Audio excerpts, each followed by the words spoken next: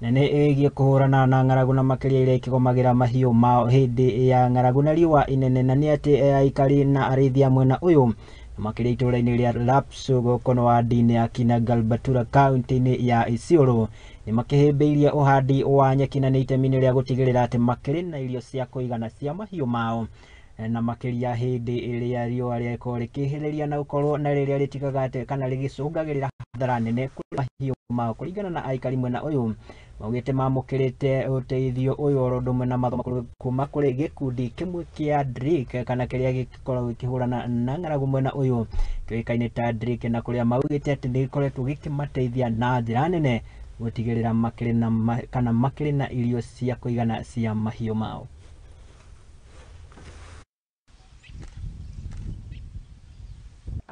Amina Halkano Golo.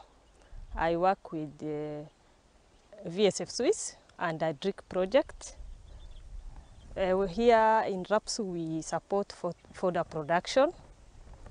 So this project focuses, one of the activities we focus on is promotion of fodder production in Isiolo County. Pia waliweza kututrain mambo ya fodder production in general, kufanyia kazi yake yote, management, mambo ya baada ya management, kukata, kufunga, kuweka, pia mambo ya soko pia walitufunza, na pia mambo ya conflict resolution within the group members na within the community pia waliweza kututrain.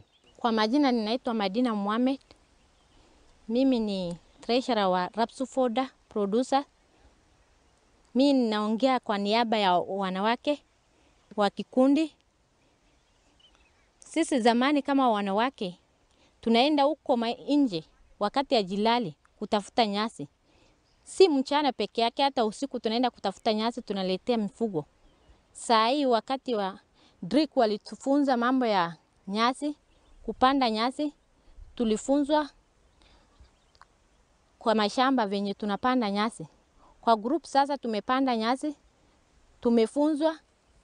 Sisi kama wanawake tumepata manufaa mingi. Ni miradi ambaye wameweza kutusaidia sana. Kikundi yangu ina wanachama 25. Kati ya 25 tuko na wanaume 14 na akina mama 11. Kati ya hawa akina mama na wanaume pia tuko na vijana ambayo ni takriban nusu ya kikundi ni vijana. Hii shamba ambaye tuko tumevuna zaidi ya pamoja na juzi tulifuna mara 7. Tulifunda mara 7, na ukiangalia kwa kila wakati tunavuna tofauti. Mara ya kwanza tulianza na bales, mavuno hiyo ya 6 tulitoa bales 230 hapa. Haya, tugetiga